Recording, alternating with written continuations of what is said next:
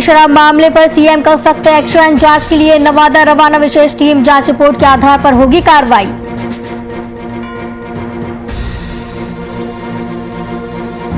रोहतास में सीएम नीतीश कुमार की नल जल योजना से बनी टंकी ध्वस्त, घटना में एक युवक की गई जान, 3 लोग हुए घायल। कृषि मंत्री बादल पत्रलेख करेंगे नई योजनाओं की शुरुआत। मीडिया से बातचीत के दौरान कृषि ऋण माफी योजना के अगले वित्तीय वर्ष में जारी रहने की कही बात। दुमका के सहारा अस्पताल में बिजली न होने से मरीज त्रस्त, एक डॉक्टर और 2 एएनएम चला रहे अस्पताल। बदहाल स्थिति के चलते मरीजों का इलाज चुनौतीपूर्ण। नमस्कार, वीआईपी न्यूज में आपका स्वागत है। आपके साथ मैं हूं आस्था श्रीवास्तव। पूरे देश में वैश्विक महामारी कोरोना के संक्रमण के दूसरे स्ट्रेन के बढ़ते प्रभाव को देखते हुए भागलपुर में कोरोना वैक्सीनेशन के चौथे फेज की शुरुआत 1 अप्रैल से कर दी गई है।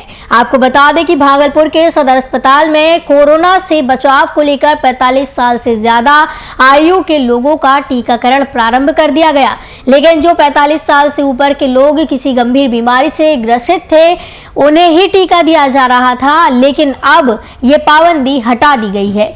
अब आप स्वस्थ हैं और आपकी उम्र 45 साल या उससे ज्यादा है तो आप भी 4 अप्रैल से वैक्सीन लगवा सकते हैं। केंद्रीय स्वास्थ्य मंत्रालय ने सभी राज्यों से सबसे ज्यादा प्रभावित जिलों में 2 हफ्ते के अंदर 45 साल से ऊपर के लोगों को वैक्सीन लगाने के निर्देश दिए और टीकाकरण कराने वाले लोगों ने वैश्विक महामारी कोरोना के वायरस संक्रमण से बचाव को लेकर आम लोगों से टीका लगाने के साथ साथ मास्क पहनने और सोशल डिस्टेंसिंग बनाए रखने की अपील की।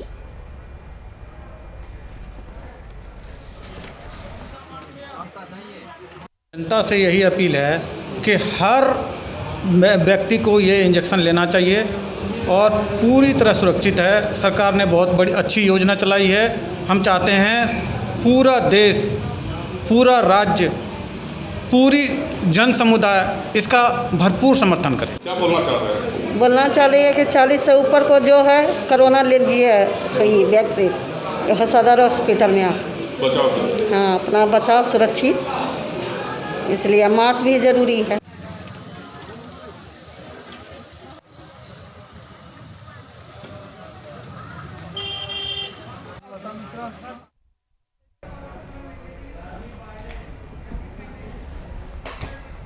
इस खबर की तमाम जानकारी के लिए ब्यूरो चीफ राजीव पांडे हमारे साथ जुड़े हुए हैं। राजीव जी, कोरोना के संक्रमण लगातार फैलता जा रहा है, नए नए मामले सामने आ रहे हैं। इसी के चलते जो फेज शुरू किया गया है वैक्सीनेशन का, 45 साल से उम्र के जो ज्यादा लोग हैं उनके लिए वैक्सीनेशन जो शुरू किया गया है, उसको लेकर क्या कुछ ताजा जानकारी है, क्या कुछ इस दौरान क्षेत्र में देखने को मिल रहा है? जी आशा जी, ऐसा है कि कोरोना वायरस के खिलाफ टीकाकरण अभियान जो 45 साल से अधिक उम्र के सभी लोगों को शामिल करने के लिए अभी जो चल रहा है, जो 1 अप्रैल से चलाया जा रहा है, इसमें लोग बढ़ चढ़ कर हिस्सा ले रहे हैं। बीते 24 घंटे के दौरान करीब हमारे भागलपुर वाले एरिया में नहीं कम से कम तो 1 लाख से ज्यादा लोगों ने टीका लगवा लिया है, जो 1 तारीख से शुरू किया गया है और अभी कंटिन्यू यह जो है लगातार चल रहा है। और अपने समयानुसार पर ऐसा देखा जा रहा है कि लोग पहले से ही कतारबद्ध हो रहे हैं। इतनी ज्यादा लोगों में एक्टिवनेस है, ये देखने को मिल रहा है अभी हमारे यहाँ कि जितने भी केंद्र बनाए गए हैं, और तो और कुछ जगह पर जो मोबाइल टीकाकरण केंद्र बनाया गया है उसमें भी लोग बढ़ चढ़ कर, और उसमें भी ज्यादा महिलाओं का योगदान काफी ज्यादा देखने को मिल रही है इन सभी बूथ पर। राजीव जी, सुरक्षा की अगर बात की जाए तो क्या कुछ सुरक्षा के पुख्ता इंतजाम किए गए हैं? कोरोना वैक्सीन लगवाने के बाद क्या कुछ प्रक्रिया निर्धारित की गई है? नहीं, उसके लिए तो प्रक्रिया है ही कि वहाँ सबसे पहले रजिस्ट्रेशन करवाया जा रहा है। उसके लिए सुरक्षा व्यवस्था हमारे सरकार के द्वारा जो सुरक्षा व्यवस्था, वहाँ पर पुलिसकर्मी महिला और जेंट्स दोनों पुलिसकर्मी अलग अलग लाइन में लोगों को खड़ा करके और उसके बाद लोग वहाँ पर वैक्सीनेशन करवा रहे हैं। साथ ही जो लोग वहां पर आ रहे हैं उसका पहले ये देख लिया जाता है वो मास्क पहन के आए हुए हैं या नहीं जी। है, चाहे वो महिला हो या पुरुष हो, जो भी आ रहे हैं उन लोगों को मास्क अनिवार्य कर दिया गया है और साथ ही साथ डिस्टेंसिंग भी वहां पर है जी। और लाइन में लोग देख रहे हैं कि पुलिसकर्मी, महिला पुलिस और जेंट्स पुलिस दोनों ही लोगों को सावधानी पूर्वक एकदम कतारबद्ध करके उसके बाद जो है 1 बाय 1 वैक्सीनेशन करते जा रहे हैं। काफी अच्छा ढंग से लोग यहाँ पर इकट्ठा हो रहे हैं। सुबह से ही हम देख रहे हैं कि जैसे 8 बजे से अगर वैक्सीनेशन होना है तो उसके पहले से ही पंक्ति में लोग आ रहे हैं और आके अपने आप पंक्ति में लग के उसके बाद 1 बाय 1 अपना कार्यक्रम पूरा करते हुए वहां से टीका लेके वापस हो जाते हैं। जी राजीव जी, बहुत बहुत शुक्रिया तमाम जानकारी देने के लिए। हमारे साथ संवाददाता राजीव पांडे भागलपुर से जुड़े हुए थे तमाम जानकारी के लिए। तो बता दें कि वैश्विक महामारी कोरोना के संक्रमण के लिए वैक्सीनेशन का दौर चल रहा है और अब 45 साल से ज्यादा उम्र के लोगों का टीकाकरण शुरू हो चुका है। अभी तक 45 साल से ज्यादा के जो लोग थे, जो बीमार थे या जिनको कोरोना हो चुका था, उनके लिए ये वैक्सीनेशन दी जानी थी, लेकिन अब ये पाबंदी हटा दी गई है।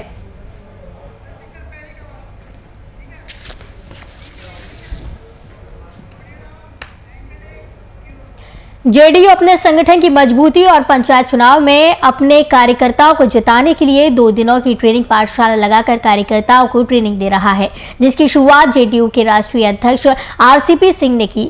वहीं उन्होंने कहा कि 2 दिनों तक चलने वाले शिविर में सभी प्रखंड के अध्यक्ष को पार्टी की नीति और सिद्धांत को जन जन तक पहुंचाने की टिप्स दी जाएंगी। साथ ही उन्होंने विरोधी दल के नेताओं द्वारा नीतीश सरकार पर हमला बोलने को लेकर जमकर भड़ास निकाली।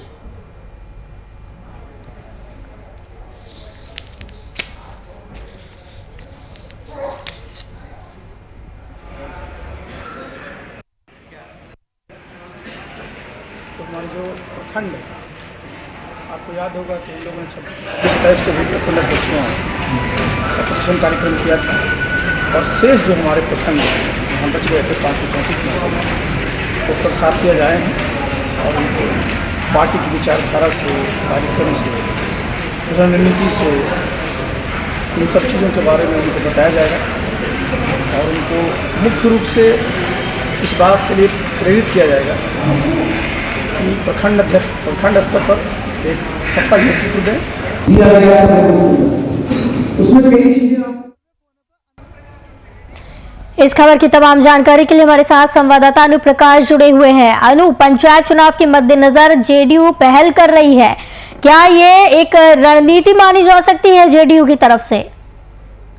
देखिए, जो आज जो है पंचायत चुनाव को लेकर जो है जदयू में प्रशिक्षण का शिविर 2 दिवसीय शिविर लगाया गया है, इसमें जो है जितने तमाम जो कार्यकर्ता और जो नेता है जदयू के, वो सभी लोग जो है इस शिविर में जाकर 2 दिवसीय ट्रेनिंग लेंगे। दिया जाएगा उनको कि किस तरह से पंचायत चुनाव की तैयारियां और जोरों शोरों से हो और इसको लेकर जो है इस बैठक में जो है राष्ट्रीय अध्यक्ष आरसीपी सिंह भी मौजूद थे और आपको साथ में उनके साथ जो है नीतीश मुख्यमंत्री बिहार के नीतीश कुमार ने सभी जितने कार्यकर्ता उनको भी ये है और उसको लेकर आज बैठक की गई है। जी अनु जी, इस शिविर को लेकर क्या कुछ जानकारी है? शिविर में कौन कौन मौजूद रहेगा, कब तक ये शिविर चलेगा, क्या कुछ इस दौरान किया जा सकता है, क्या कुछ कार्यक्रम निर्धारित किए गए हैं?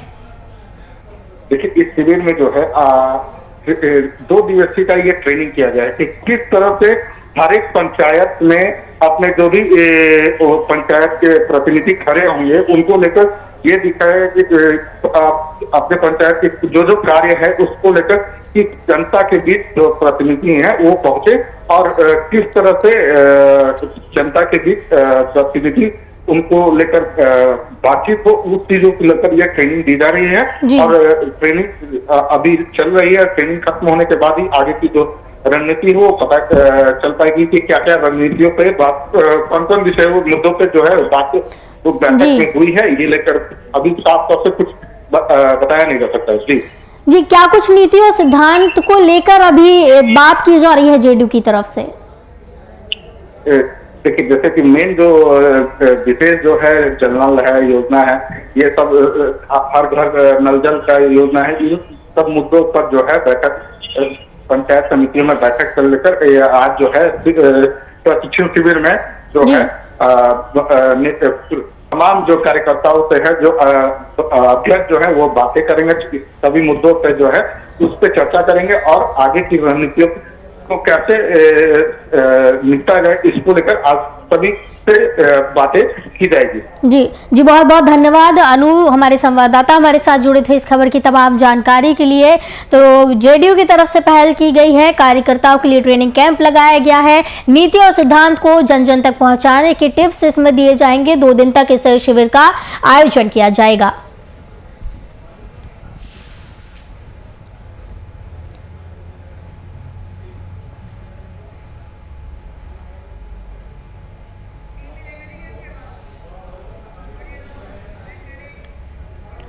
पटना में 103 दिन बाद संक्रमण का ग्राफ 287 पहुंचा है। इसके पहले 19 दिसंबर 2020 को 288 संक्रमित पाए गए थे, जिसके 2 दिनों से कोरोना की बढ़ रही रफ्तार चिंता बढ़ाने वाली है। 48 घंटे में गुरुवार और शुक्रवार को कुल 1150 संक्रमित पाए गए हैं, जो रिकॉर्ड तोड़ने वाले हैं।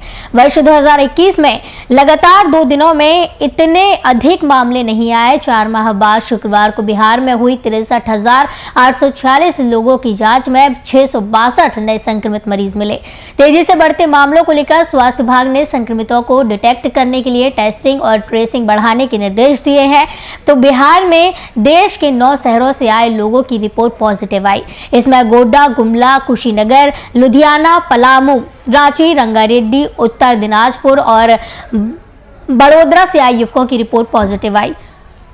संक्रमितों को होम आइसोलेशन में भेजने के बाद स्वास्थ्य विभाग और जिला प्रशासन कॉन्टैक्ट ट्रेसिंग में जुटा हुआ है। तो बाहर से आने वाले की कॉन्टैक्ट ट्रेसिंग से संक्रमण का ग्राफ तेजी से बढ़ने का खतरा बना है।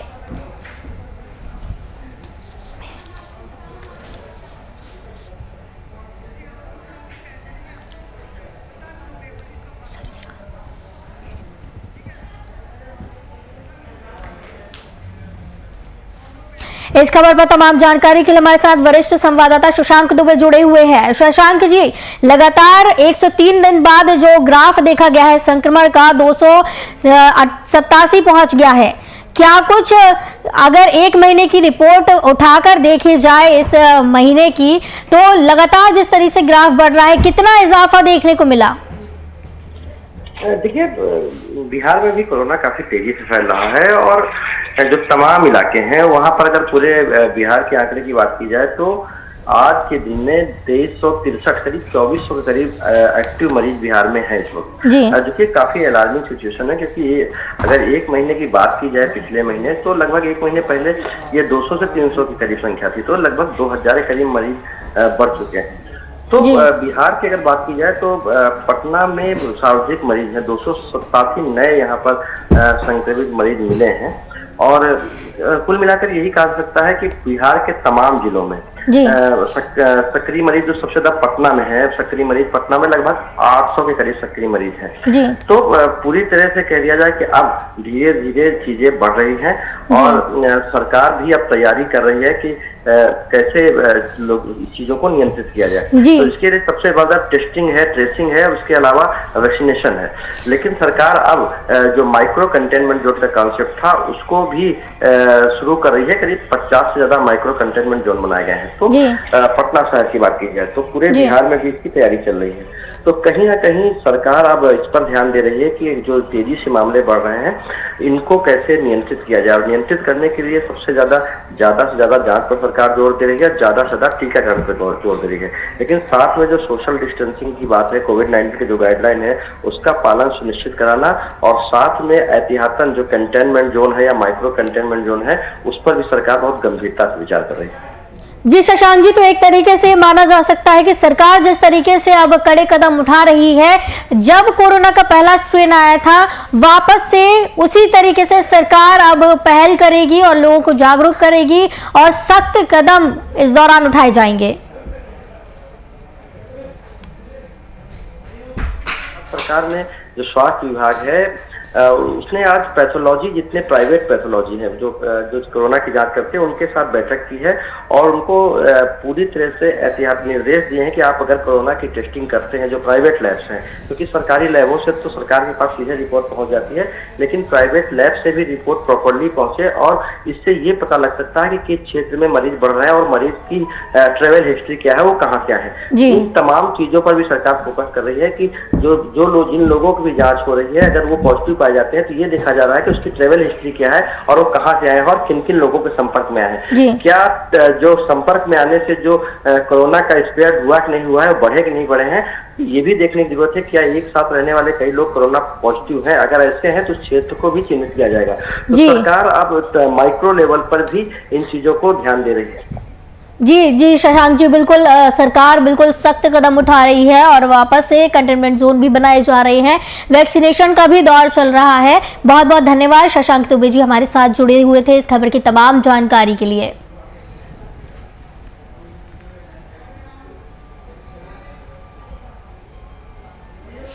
जरमुंडी प्रखंड के हथनामा में वर्ष 2015 में पानी की टंकी का निर्माण शुरू हुआ तो जरूर हुआ था, लेकिन विभागीय उदासीनता के कारण इसका उपयोग लोग नहीं कर पा रहे हैं।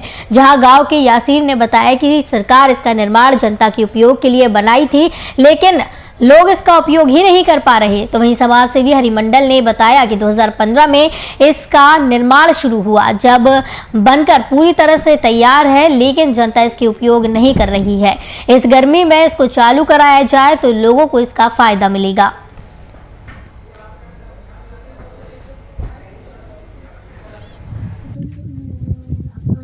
दो 2016 भी बन के रेडी हो गया, 17 बन के मैंने पार हो गया, 18 बन के पार हो गया, 19 भी देखे, लेकिन अभी तक टंकी चालू हुआ ही नहीं।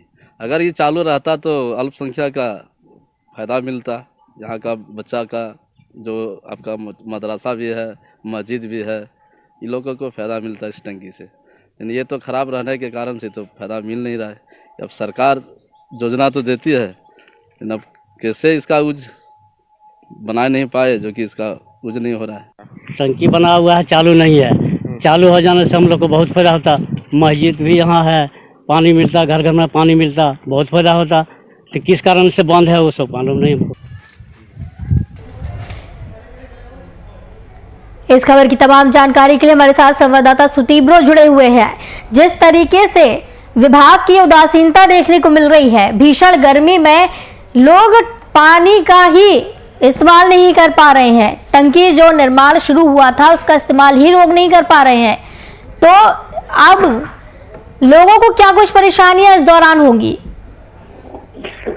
पहले तो ये जरमुंडी प्रखंड की बहुत सारी ऐसे गांव है जहाँ पे पानी पहले पे कई खबर ऐसी दिखा जा चुकी है, जैसे कि जोरिया का पानी, गंदा जोरिया का पानी पीने को मजबूर जिला में, जो कि ट्वीट और हमारे जन्म चलने के बाद पानी की व्यवस्था की गई थी। और अभी जो ये हथनमा गाँव की स्थिति है, यहाँ पे लोग और ग्रामीण जो है बूंद बूंद पानी के लिए तरस रहे हैं, और ऊपर से यहाँ का पानी टैंकी जो है इसमें भी ताला जड़ा हुआ है। लगभग 6 वर्षों से ये टैंकी बना पड़ा है, लेकिन इससे ताला जड़ा, अभी तक इस टैंकी को ऑन नहीं किया गया है। अगर ऑन करता तो कई गांव के ग्रामीण को पानी की किल्लत से वो लोग बचते। 6 वर्ष हो चुके हैं इस टंकी को बने हुए, लेकिन आज भी लोग इसका प्रयोग नहीं कर पा रहे। क्या अभी तक इस मामले पर ध्यान नहीं दिया गया? लोगों को तमाम परेशानियां इस दौरान हुई होंगी, अभी तक लोगों की परेशानियों को कोई नहीं सुना? जी नहीं, अभी तक इस समस्या को कोई नहीं सुना। जब मैं ग्राम में गया था तो गांव के लोगों ने कहा कि कई बार इसकी शिकायत की जा चुकी है, मगर अभी तक किसी प्रकार की सुनवाई नहीं की गई है। इस मामले पर जो भी जिम्मेदार है उनका क्या कुछ कहना है? उन तक ये बात पहुंची है? जिम्मेदारों तक कौन जिम्मेवारी लेने तैयार है इसकी? इसकी जिम्मेदारी तो कोई भी लेने को तैयार नहीं। ग्रामीणों का ये कहना है कि इतने वर्षों से पानी का टैंकी बना पड़ा है, लेकिन ताला जड़ा होने के कारण हम लोग पानी, अगर टैंकी अगर और चालू रहता तो शायद आज हम लोग को इतना परेशानी नहीं होना पड़ता। दूसरे गांव से हम लोग को पानी लाके भी पीना पड़ता। जी बहुत बहुत धन्यवाद। सुतीव्रो गोस्वामी हमारे साथ जुड़े थे इस खबर की तमाम जानकारी के लिए।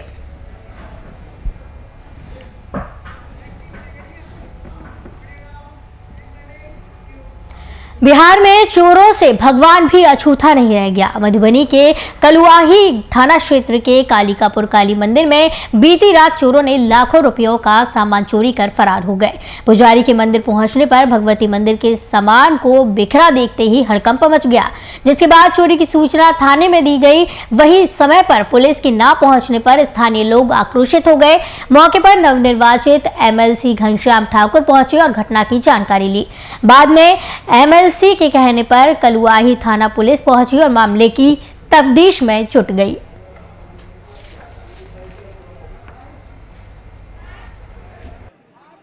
और जितने आभूषण की सामग्रियां थी, सभी सामग्रियां सभी लेकर के चोर फरार हो गए। जिस प्रकार से थाना अध्यक्ष के लापरवाही और समय पर नहीं पहुंचना कहीं न कहीं अपराधियों के साथ थाना अध्यक्ष की गंभीरता को सपोर्टी।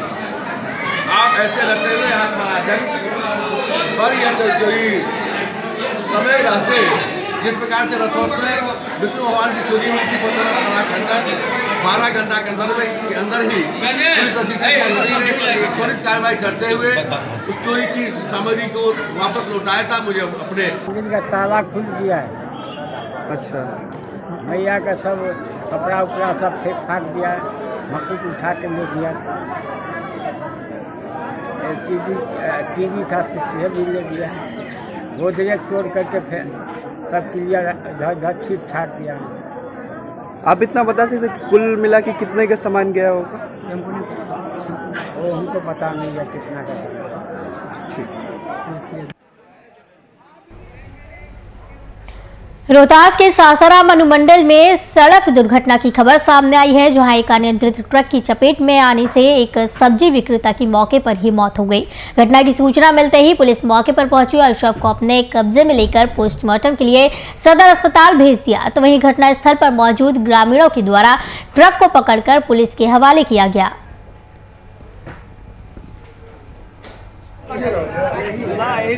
ये घटना घटा है कि एक हमारे गांव के मुस्लिम नाइन अपने पुत्र के साथ ठेला पर खीरा बेच रहे थे और रोड के किनारा ठेला था, लेकिन ट्रक चालक के लापरवाही की वजह से धक्का लगा और हम लोग को मालूम हुआ तो अपने स्थानीय स्वास्थ्य विभाग करघर में भेजे, लेकिन वहीं उसका मौत हो गया।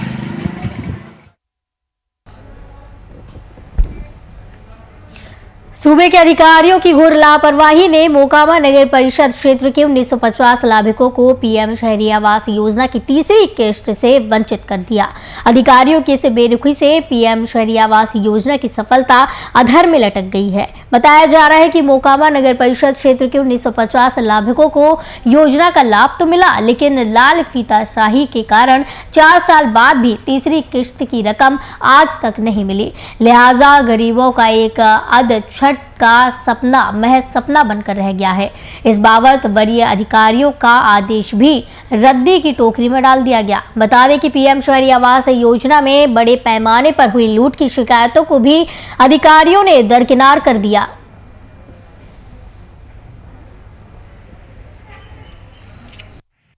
आदेश आया हुआ कि पैसा अवलंब दिया जाए। जो 2 किस्त मिला है, 2 किस्त अभी तक बाकी है, जिसमें 38,500 शौचालय का और 45,500 पलस्तर का ये पैसा अभी तक बाकी है। 1950 घर का, इसके वजह से सारा घर अधूरा पड़ा हुआ है। शौच के लिए लोग बाहर जा रहे हैं और ऊपर से हम लोग कई बार धरना प्रदर्शन किए हैं। अति पिछड़ा हरिजन मुक्ति मोर्चा के बैनर तले हम लोग धरना दिए थे और उसके आलोक में ये देखिए चिट्ठी भी आया हुआ, और चिट्ठी आया हुआ कितना दिन हो गया, आज तक पैसा देने के बाद क्या जांच कराया हुआ कितना दिन हो गया, आज तक एक दिन हुल्की मारने नहीं आया। अभी जो वर्तमान वार्ड पार्षद हैं विभागीय ठेका लेने के फेरा में दायां बायां करपालक के वीडियो के सीओ करते रहते हैं। इसके वजह से जनता तराईमाम है।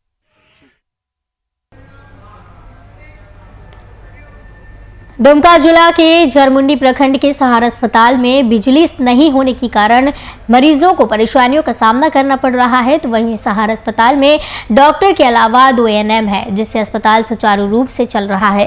साथ ही दवाइयां भी पर्याप्त है, लेकिन बिजली नहीं होने के कारण रात में मरीजों का इलाज करना चुनौती भरा हो गया।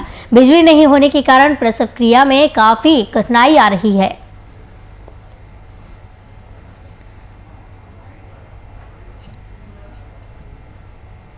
यहाँ पे पेशेंट तो अब आने लग गए हैं, क्योंकि सड़क का जो, जैसा मैंने पहले बताया था कि सड़क की कमी थी, तो अब सड़क बन जाने से पेशेंट आ रहे हैं। बट अभी लाइट की थोड़ा सी प्रॉब्लम है, उस वजह से यहाँ पे रात में लोगों को परेशानी हो रही है। जैसे रात में डिलीवरी के लिए पेशेंट आते हैं तो वो नहीं हो पाता है। बस अभी तो पेशेंट को लगभग लाभ मिल ही रहा है यहाँ पे। तो यहाँ पे कितने डॉक्टर हैं? डॉक्टर में हम हो गए और ANM में यहाँ पे 2 हैं और एक 4th ग्रेड स्टाफ है।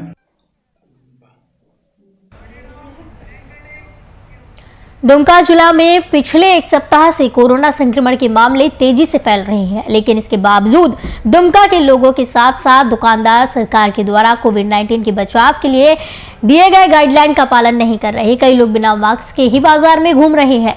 दुमका जिले में कोरोना संक्रमण की रफ्तार लॉकडाउन वाली रफ्तार से भी ज्यादा है, जिसका अनुमान इसी से लगाया जा सकता है कि एक सप्ताह के अंदर 104 नए मामले के साथ साथ 2 लोगों की मौत कोरोना संक्रमण की वजह से हुई है। दुमका जिला प्रशासन के द्वारा लगातार अपील की जा रही है कि लोग सोशल डिस्टेंसिंग का पालन करें।